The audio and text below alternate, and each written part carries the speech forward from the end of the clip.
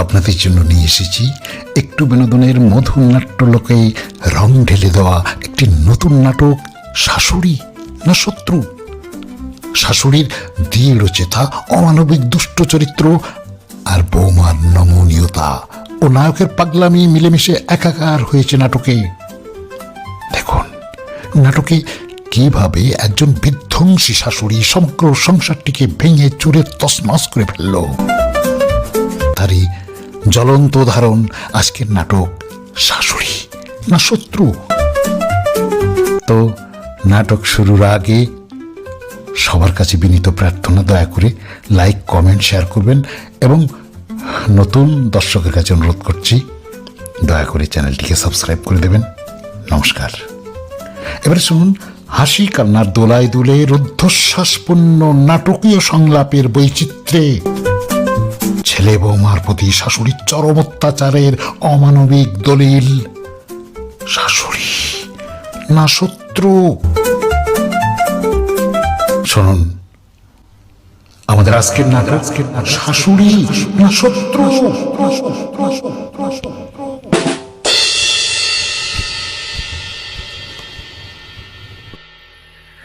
আমার হিয়ার মাঝে লুকিয়েছিলে, দেখতে আমি পাইনি, তোমায় দেখতে আমি পাইনি।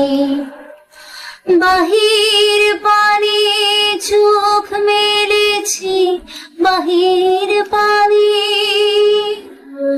আমার হৃদয়ে পানে চাইনি, আমার হিয়ার মাঝে লুকিয়েছিলে, দেখতে আমি পাইনি, তোমায় দেখতে আমি পাইনি। এই যে কি হলো, অমন করে আমার মুখের দিকে তাকিয়ে কি দেখছো? আমাকে? তুমি কত সুন্দর, কত ভালোবাসো আমাকে, তাই না? তাই না বল? আর তুমি বুঝি আমায় ভালোবাসো না? আমি আমি তো ভালোবাসতে জানি না বল। তুমি যখন রোজ অমন করে আমায় স্নান করিয়ে নিজের হাতে পোশাক পরিয়ে যত্ন করে খাইয়ে দাও, তখন তোমার কষ্ট দেখে আমার যে ভীষণ কষ্ট হয় বউ। ওটা কষ্ট নয় গো, ওটা কষ্ট নয়, ও তো আমার পূর্বজন্মের পুণ্য ফল। কজন নেই এভাবে আমার মতো সংসার মন্দিরের পূজারিণী সেজে তার আরাধ্য স্বামী দেবতার পদসেবায় সৌভাগ্য লাভ করতে পারে? দেবতা দেবতা বলছে, আমাকে আমাকে আমাকে দেবতা বলছি। কাকে তুমি দেবতা বাচন্য বোঝাচ্ছ বউ? যে কুকুরের মতো পরের এতুকাতে গিয়ে বলে হয় গরু গাদার মতো মাথা নিচু করে পরে দাসত্ব করে বেঁচে থাকে, তাকে দেবতা সাজিয়ে তুমি কি পুণ্য লাভ করবে বউ? তোমার পদসেবাই তো আমার পরম পুণ্য। তুমি যে আমার ইহকাল পরকাল, আমার জন্ম জন্মান্তরের ইষ্ট দেবতা। না না, আমার মতো দানবকে দেবতা সাজিয়ে তুমি আর এই অন্ধকারের নরকের অন্ধকারে পচে মরো না। তুমি তো জানো না ওরা ওরা আমাকে আবার ইঞ্জেকশন দেবে। হ্যাঁ, ইঞ্জেকশন? কারা দেবে তোমার ইঞ্জেকশন? কিসের ইঞ্জেকশন? সে কথা জেনে তোমার কি লাভ বউ?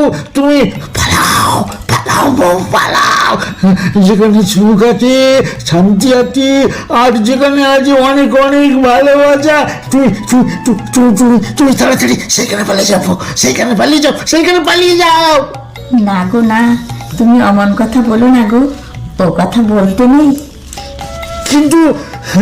কিন্তু না বলে যে আমি পারি না বউ। আমি পারি না। আমি পরের রাতের খেলার পুতুল হলে দাম্পত্য জীবনের মানে আমি বুঝি। আর এও জানি নারী তার স্বামীর কাছে কি চায়। তাহলে আমার সেই চাওয়া চাওয়া থেকে আমায় তুমি বঞ্চিত করে রেখেছো কেন? আমি যে নিজেকে স্বাভাবিক রাখতে পারি না বউ। ওদের ওদের ওদের ওই বিষাক্ত ইঞ্জেকশন আমার ছাড়া শরীরটা আগুন জ্বালিয়ে দেয় হিংস্র প্রচুর মতো অন্ধ আক্রোশে এই পৃথিবী সবার উপরে আমার ঝাঁপিয়ে পড়তে ইচ্ছে করে।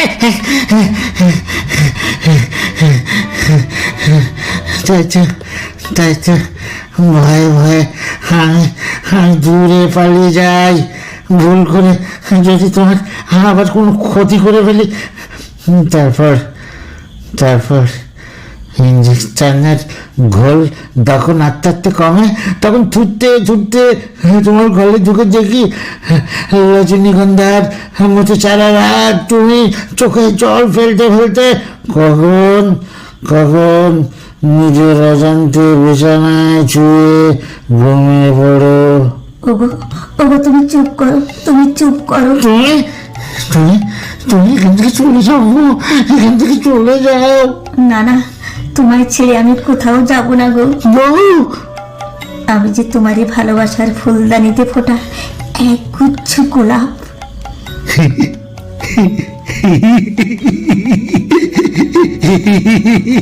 গোলাপ আমার বউ বলছে আমি নাকি গোলাপ। বউ তাহলে আমি বলি তুমি শোনো, আমি বলি তুমি শোনো। গোলাপের রলি আছে ফাগুনের আছে বার, সকলের সাথে আছে শুধু কেউ নেই আমার সাথী, কেউ নেই আমার সাথী, কেউ নেই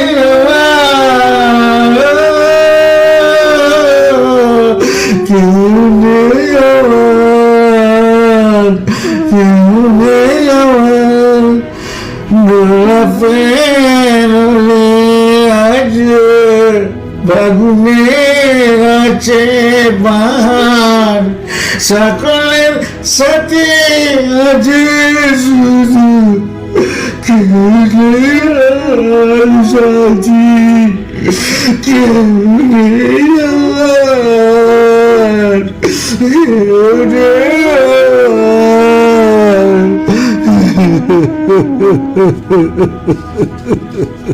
কি হলো?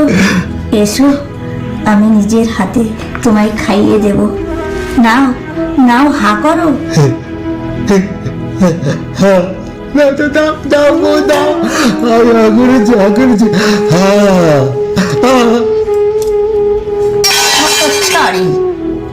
ছোট আমার খাবারে তুমি লাথি মারলে ছোটরা। বেশ করেছি, লাঠিটা যে তোর মুখে মারিনি সেটা তো 14 পুরুষের ভাগ্যি। ছোটরা, এই হারামজাদি, তোর আসপদ্ধা তো কম নয়। লুকিয়ে হারামজাদা থেকে 4 বছর ছেড়ে খাওয়ানো হচ্ছে। 4 বছর কোথায় ছোট মা? সবার জন্য যা রান্না হয়েছে তাই তো এনে দিয়েছি। এই হারামজাদি, তোকে না কতবার বলেছি সবার খাবার শেষে যে এটো কাটা পড়ে থাকবে তাই তোরা স্বামী স্ত্রীতে খাবি। আমার স্বামী কুকুর নয় যে সবার এটো কাটা খেয়ে বেঁচে থাকবে। এতদিনও তাই খেয়ে এসেছে, আর এখানে থাকতে হলে আজীবন ওকে এটো কাটা খেয়েই থাকতে হবে।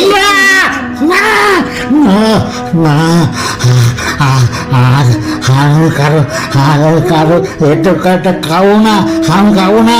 আমার বউ খাবে না, আর তোরা যে খাবে আমরাও খাবো। কি বললি হারামজাদা? কেন বলবো না? হ্যাঁ, আমি কেন বলবো না? এবার আমি আমি আমি সব বুঝে গেছি, আমি এবারে বড় ছেলে, এবারে অর্ধেক সম্পত্তি আমার, এবারে খাওয়া পড়া সব কিছুরই অর্ধেক ভাগ আমার। তুমি তুমি এসো যাও, এসো এসো আমার সঙ্গে এসো এসো। আবার আবার তুমি আমায় আমায় নতুন করে ভাত বেড়ে খাইয়ে দেবে। এসো এসো বউ বউ বউ, তুমি এসো এসো আমার সঙ্গে এসো। খাওয়াচ্ছি রে হতচ্ছাড়া, তবে ভাত নয় লাথি, ক্যাক ক্যাক করে আমি তোর মুখে লাথি মারবো। ছোট মা, এই হারামজাদি এত সব কথা বলতে ওকে কে শিখিয়েছে? যে ছেলেটাকে ইঞ্জেকশন না দিলে ভয়ে কারোর সঙ্গে মাথা উঁচু করে কথা বলতো না, সেই ছেলে আজ মুখে মুখে তর্ক করে গেল কার সাহসে? বল বল শয়তানি বল। ছাড়ুন ছাড়ুন বলছি। একটা ভদ্র ফ্যামিলির শাশুড়ি হয়ে নিজের পুত্রবধূর উপর এইভাবে অত্যাচার করতে আপনার লজ্জা করছে না? কি বললি আটখুরির বেঠি? ছি ছোট মাছি, আপনি বয়োজ্যেষ্ঠ হয়েও কার সঙ্গে যে কি ভাষায় কথা বলতে হয় তা বোধহয় আজও শেখেননি।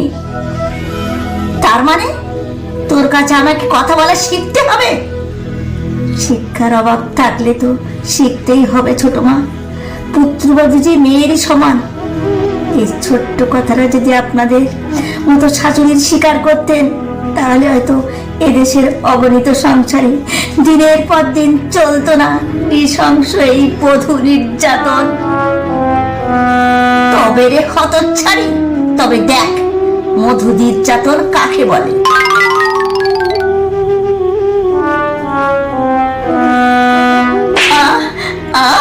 মাগো বল বল শয়তানি, আর কখনো মুখে মুখে তর্ক করবি? বল বল হতচ্ছাড়ি বল। ছোট মা